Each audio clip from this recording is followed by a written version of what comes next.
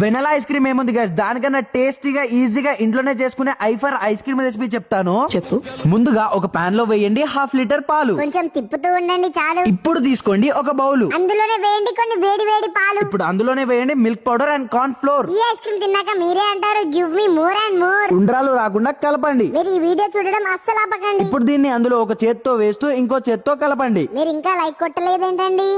అంటే అది ఇప్పుడు వేయండి మీకు కావాల్సినంత షుగర్. ఎక్కువ వేసి కొట్టకండి, డాక్టర్ చుట్టూ చక్కర్.